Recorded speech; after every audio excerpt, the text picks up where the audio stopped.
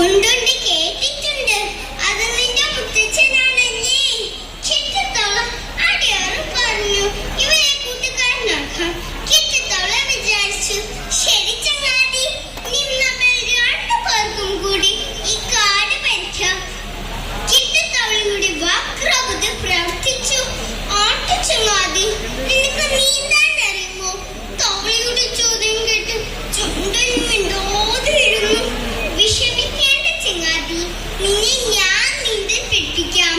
അടുത്ത ദിവസം ചുണ്ടലി നീന്തൽ പഠിക്കാൻ പുഴക്കരയിലെത്തി. കിട്ടുന്നവൾ വെള്ളത്തിലേക്ക് അടുത്തച്ചാട്ടം. വെള്ളത്തിലേക്ക് ഇറങ്ങാതെ നിൽക്കുന്ന ചുണ്ടലിയെ നോക്കി കിട്ടുന്നവൾ വിളിച്ചു പറഞ്ഞു, വരൂ ചങ്ങാതി, നമുക്ക് നീന്തൽ പഠിക്കാം. പക്ഷേ ചുണ്ടലി ഒരടി പോലും മുമ്പോട്ട് വന്നില്ല.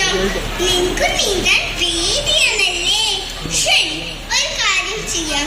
നിന്റെ വാല് എന്റെ കാലിൽ കെട്ടിവെക്കാം, എന്നിട്ട് നീന്താം. ചുണ്ടലി സമ്മതിച്ചു.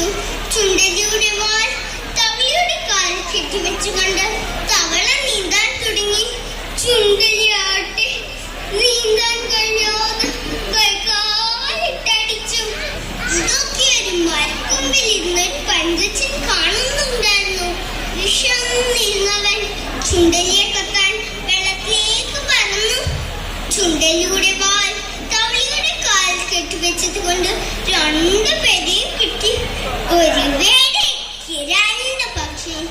അങ്ങനെ ചുണ്ടലിയെ പറ്റിച്ചു രാജാവാകുന്ന തവളയുടെ മോഹം അത് ജീവൻ തന്നെ ഇല്ലാതാക്കി. കൂട്ടുകാരെ, ഈ കഥയിൽ നിന്ന് നാം പഠിക്കുന്ന പാഠമാണ് അതിമോഹം, ആപത്ത്. ഒരിക്കലും നമ്മളുടെ കൂട്ടുകാരെ